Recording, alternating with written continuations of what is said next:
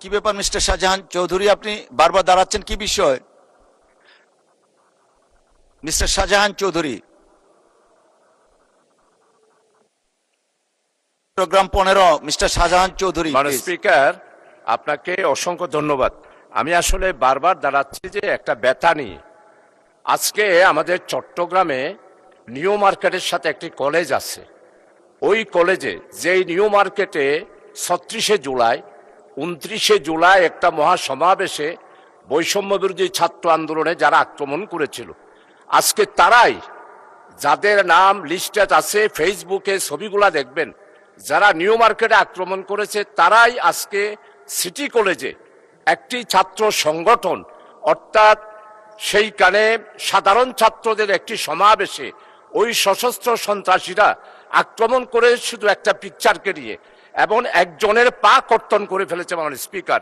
তাই আমাদের মাননীয় স্বরাষ্ট্রমন্ত্রী এখানে আছেন।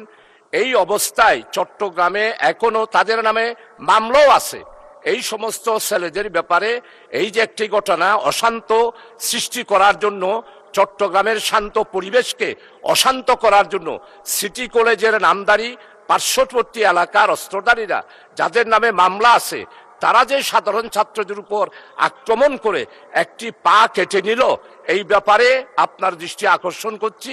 এবং মাননীয় স্বরাষ্ট্রমন্ত্রী মহোদয় এইখানে আছেন, এই বিষয়টা বিশেষভাবে দেখার জন্য মাননীয় সদস্য আপনি এই ব্যাপারে যথাযথ নিয়মে নোটিশ দেন, তখন মাননীয় স্বরাষ্ট্রমন্ত্রী জবাব দিবেন। Thank you. সময়ের সাথে সাথে দেখা দেয় নিত্য নতুন প্রয়োজন। রেডি থাকতে হয় প্রতি মুহূর্ত। তাই এলো ইনোভার, যেন আপনি লাইফে থাকেন রেডি প্রতিদিন। Innova, designed for now. আলোচনায় অংশ কিছু বলবেন? আমি শুধু আপনাকে ধন্যবাদ। মাননীয় স্পিকার, আপনি যেহেতু মাননীয় সংসদ সদস্যকে ফ্লোর দিয়েছেন, কারেন্ট ইস্যুস নিয়ে কথা বলেছে, কোন বিধিতে দিয়েছেন অবশ্যই জানি না।